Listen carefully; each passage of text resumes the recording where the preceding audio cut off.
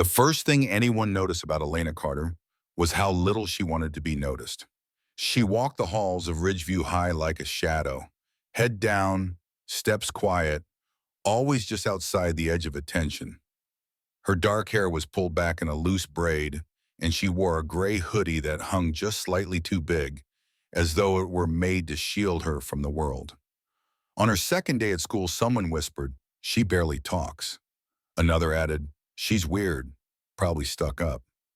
But no one asked why she kept to herself. No one ever does. To most students, she was just another face-up blank space where a personality was supposed to be. But to Tyler Morgan, a senior whose family name held more weight in the district than the school board itself, she was something else entirely, an easy target. Tyler had a gift for sensing weakness, or what he thought was weakness. The way Elena avoided eye contact, the way she slid into her desk without speaking, the way she refused to react when he bumped into her by accident in the hallway. All of it, to Tyler, was an invitation. And so, on a Thursday afternoon, with the air thick from the last bell and fluorescent lights buzzing overhead, Tyler cornered Elena in the narrow corridor behind the gym. She didn't scream. She didn't cry. She just whispered, "Please move." But Tyler didn't. He stood too close, a sneer pulling at the corner of his mouth, arms crossed like he owned the air around her. His two friends flanked him, chuckling as if the outcome had already been decided. "You think you're better than everyone?" Tyler asked, leaning in until his breath hit her cheek. "Too good to talk, or just too scared?" There was a moment, a long, uncomfortable moment, where time seemed to pause. Around the corner, a few students hesitated. One held up a phone. Another whispered, "Is someone going to stop this?" But no one moved. They rarely did. The problem with being quiet is that people confuse it with weakness. They mistake silence for submission. But in Elena's silence, something was building, something no one saw coming. Her hands trembled at her sides, but not from fear. Inside, her thoughts moved like practiced choreography. "Not yet. Don't react. Not unless you have to." Her mother's voice rang in her memory. "Keep your head down. We can't afford trouble this time." But Tyler's hands slammed the locker beside her. She flinched, barely, but it was enough to stir a ripple through the small crowd gathering just out of frame. Someone muttered, "She's gonna lose it." But still, Elena stood frozen. Not from fear, from choice. She looked up slowly, her dark eyes locking with Tyler's for the first time. There was no anger in them, just something still, something precise. A pause between breaths before a storm breaks. Then she spoke softly. "I warned you." It wasn't loud, it wasn't threatening, but it landed, sharper than a scream. Tyler's brows furrowed. He leaned back a little, unsure now, maybe even unsettled. But before anything else could unfold, footsteps echoed down the corridor. A pair of glasses glinted under the dim light. Ms. Caldwell, the chemistry teacher, appeared. She paused when she saw Tyler, the way a tired librarian pauses before silencing a group of unruly boys. Her gaze swept over the scene. Elena pressed to the locker, Tyler smirking, the crowd hovering. She said nothing, just pursed her lips and turned to walk away. And with that, the tension snapped into something real. Elena's heart pounded. Tyler leaned in again, lower this time. "No one's coming to help you," he hissed. But as he spoke, Elena shifted her stance, just slightly. A half step, a pivot of weight. Only someone trained would recognize it. The crowd didn't know it yet, but something had just changed. The hallway was quiet again by the time Elena slipped out the back exit of Ridgeview High. The sky was already dimming, casting a pale lavender glow over the concrete. Her footsteps echoed down the sidewalk, measured, soft, like she didn't want to disturb the silence she carried inside. She didn't go straight home. Instead, Elena wandered 2 extra blocks, as if walking would give her the answers she hadn't found in that corridor. as if each step could unravel the knot tightening in her chest. She hadn't fought. Not yet. But she had wanted to, and that was the part that scared her. When she finally reached the small apartment she shared with her mother, the living room light was off. A post-it on the fridge read, "Late shift, left dinner in the oven, love you." It was signed in her mother's careful, looping handwriting, letters shaped by sacrifice and fatigue. Elena stood in the kitchen for a puncturing time, fingers resting on the edge of the table, staring at nothing. Then without a word, she crossed the room, knelt in front of an old wooden trunk, and lifted the lid. Inside was a folded white gi, and wrapped within it, worn but unyielding was a black belt. She touched it like it might burn her. It had been nearly a year since she'd worn that belt, since she'd stepped into a dojo, since she'd allowed herself to remember who she used to be, Elena Carter, the competitor. The fighter, not just in tournaments, not just in forms, but in life. She had once been fearless until fear caught up with her. It happened at her last school in Boston. A boy 3 grades older cornered her in the locker room, mocking, pressing, laughing. She'd warned him repeatedly, and when he grabbed her wrist, she dropped him cleanly, efficiently, without rage but with force. What followed was not justice. He was suspended for 3 days. She was expelled. The boy's father was on the school board. Elena's mother worked 2 jobs. It had been her mother who packed up their lives in a single weekend. Her mother who said through tears, "We need a clean start, sweetheart. Just blend in this time, please." So Elena had promised, no more fights, no more attention, no more her. And yet Tyler Morgan was dragging her back toward that line. Not because he was dangerous in the physical sense, but because his arrogance thrived on silence. He counted on people like her staying quiet, staying scared. She looked at the black belt in her lap. What good is strength if you bury it? What's the point of knowing how to defend yourself if you're never allowed to stand up? The next morning, the air was crisp, brushed with the scent of damp pavement and the first hint of autumn. Elena stood in front of the mirror, dark circles under her eyes, her reflection hollowed out by exhaustion and inner war. Still, she tucked the black belt into the bottom of her backpack, not to use, just to remember who she used to be. At school, the stares had changed. They were sharper now. She caught snippets as she walked. "That's the girl Tyler messed with." She didn't even flinch. "Bet she's crazy." Elena said nothing. She just kept walking until someone touched her arm gently near the lockers. "Hey," said a soft voice. It was Jade Ramirez, a junior with lavender-tinted hair and a steady, open gaze. She wasn't part of any particular clique, but people respected her. Maybe because she didn't chase attention. Maybe because she noticed the invisible ones. "You all right?" Jade asked. Elena hesitated.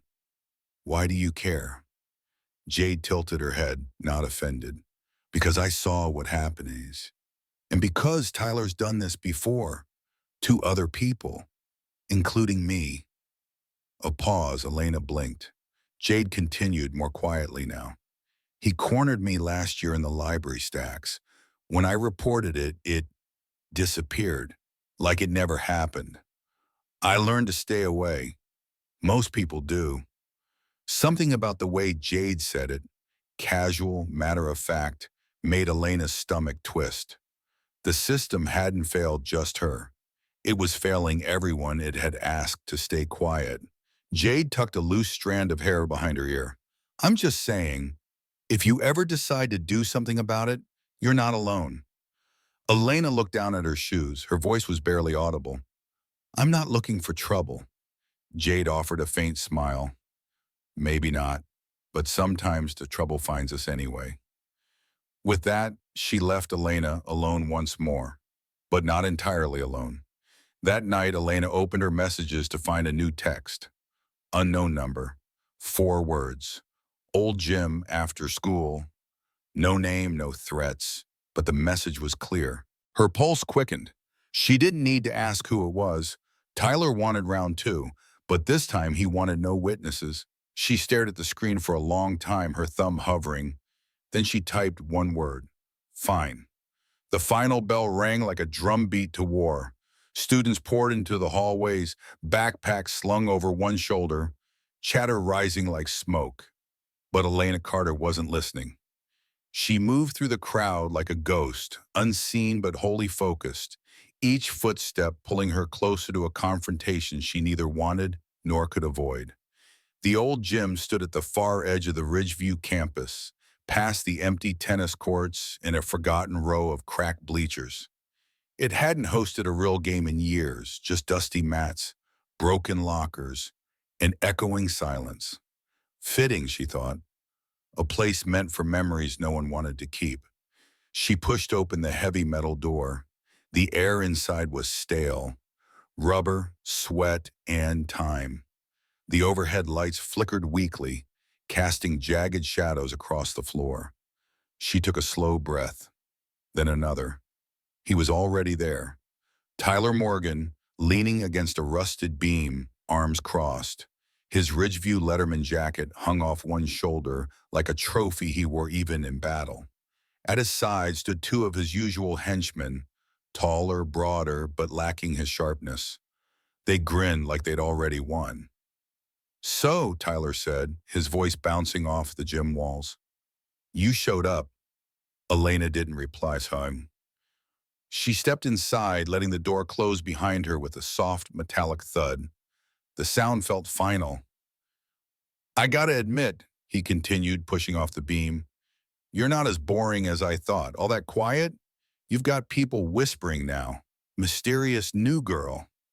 Might be dangerous." He laughed. "So why don't you prove it?" Elena studied him, how he moved, how he postured. His stance was cocky, careless. He didn't understand risk. Not really. "I didn't come here to fight," she said calmly. "That's so," he mocked, "because I've got a dozen texts saying otherwise." "Then maybe you've been texting yourself." Tyler's jaw twitched. One of the boys beside him cracked his knuckles. The message was clear. This wasn't a debate. "Come on, Elena," Tyler said, walking closer. "I've heard the stories. Something about Boston, something about a black belt. Let's see if any of it's real." She remained still, but inside her heartbeat was thunder. Not fear, focus. "You should walk away," she said quietly. "This isn't going to go the way you think." He smirked. "Try me." The first punch didn't come from Tyler. It came from the guy on the left, lunging suddenly, a fist flying toward her shoulder. Elena pivoted, graceful, effortless, and slipped under the swing. Her right foot swept out, fast and low, sending him sprawling across the floor. He landed with a grunt, blinking up at the ceiling as dust swirled around him. The second came next, charging from behind. She heard his foot scuff the floor a half second before impact. Instinct kicked in. She turned, caught his momentum, and redirected it. He tumbled into a pile of old gym mats. The room fell into a stunned silence. Tyler stood alone now. His face, once smug, was carved with disbelief. "You think you're better than me?" he snapped, stepping forward. "No," she replied, "just done being afraid of you." He lunged, fists swinging wild, fast but undisciplined. He clipped her shoulder. Pain flared, but she didn't falter. She sidestepped, blocked, pivoted, then drove the heel of her hand gently but firmly into his chest. He stumbled backward, breath knocked from his lungs, fury twisting his face. He rushed her again. This time she didn't retreat. His punch flew forward. She ducked, slipped to the side, and placed one foot behind his. A single controlled motion. He hit the ground, hard, a split second of silence. Then, "Who the hell are you?" Tyler spat, coughing stunned. Elena stood over him, steady, calm. "Someone is tired of being cornered." From the corner of her eye, she noticed movement.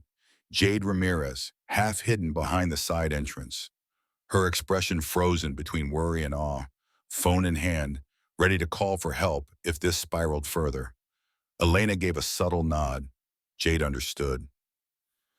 Across the room, Tyler's friends scrambled to their feet, but something had shifted.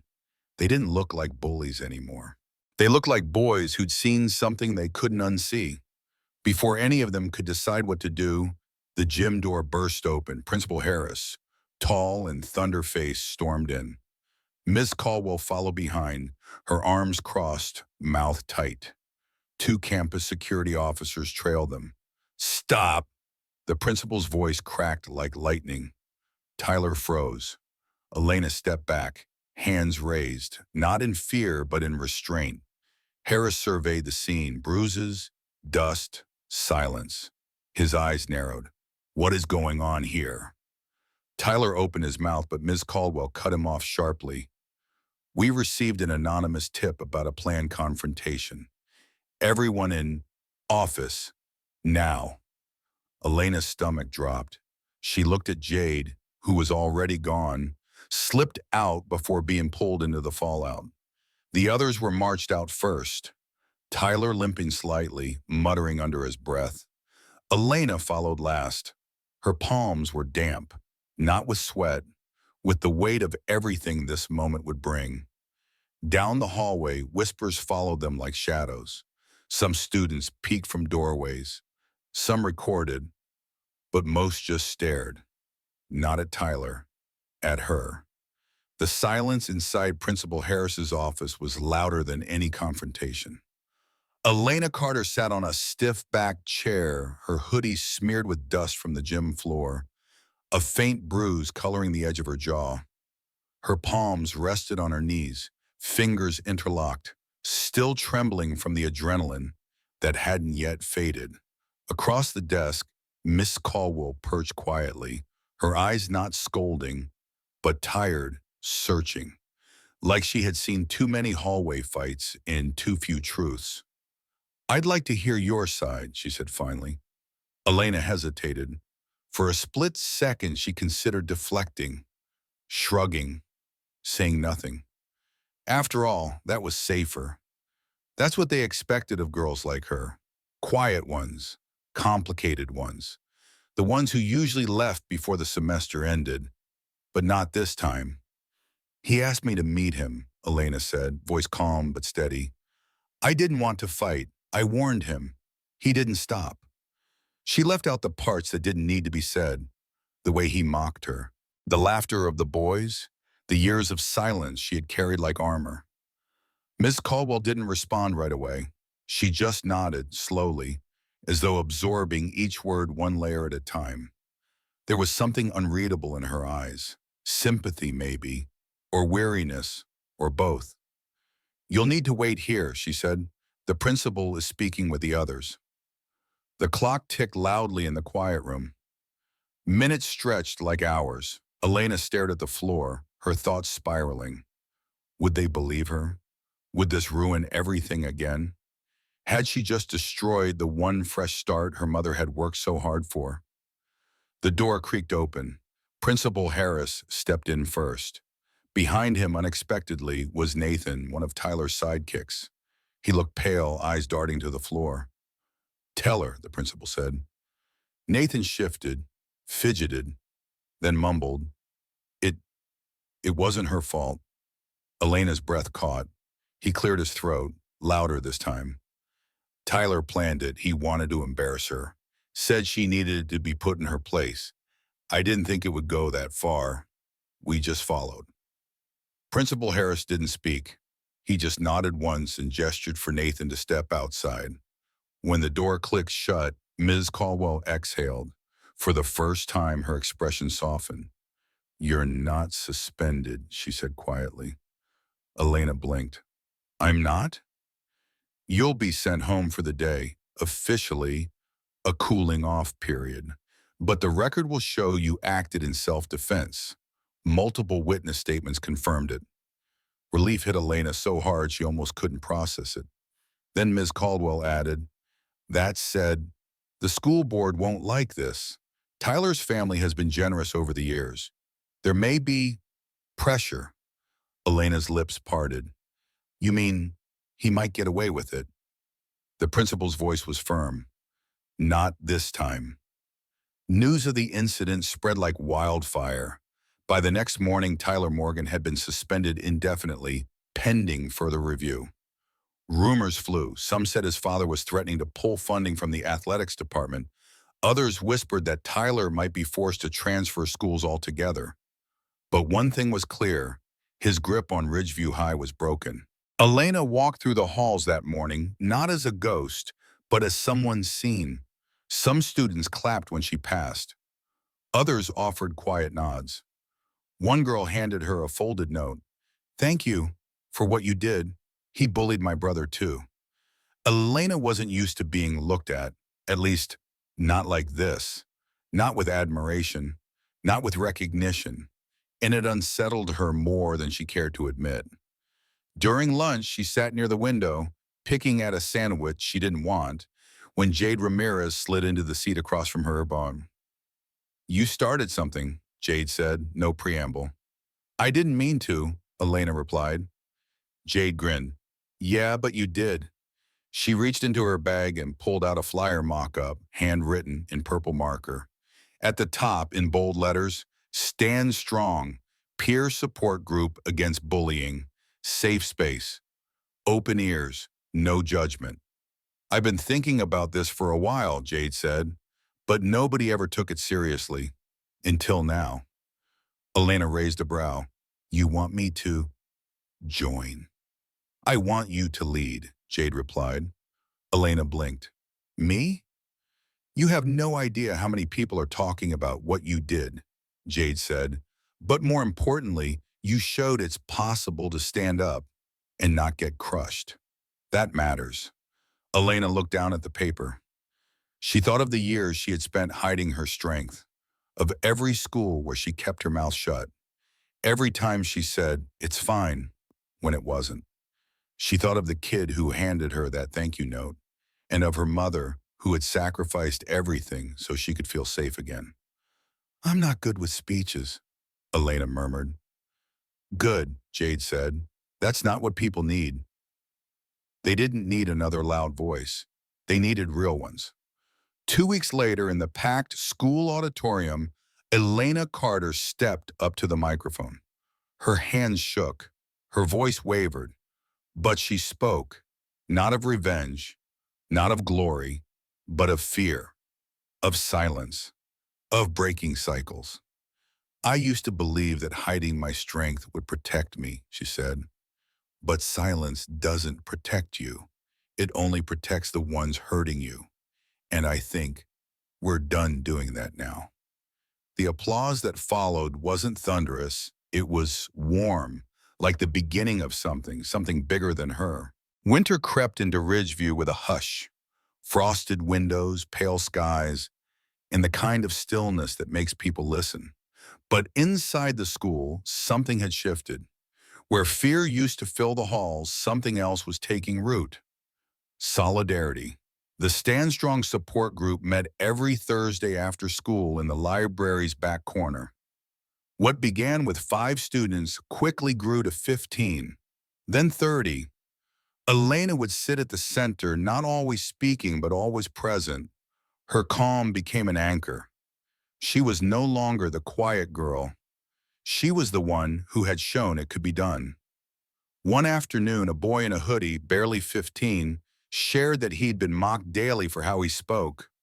Another girl admitted she skipped lunch to avoid being stared at. They weren't looking for solutions, just space. And in that room they had it. Flyers for Anti-Bullying Week began appearing around school, not from the administration, but from students. Social media posts tagged with #StandStrong. Ridgeview began to trend locally. Videos of personal stories, artwork, even poems. And quietly, Principal Harris began listening more closely. Tyler Morgan's transfer was finalized.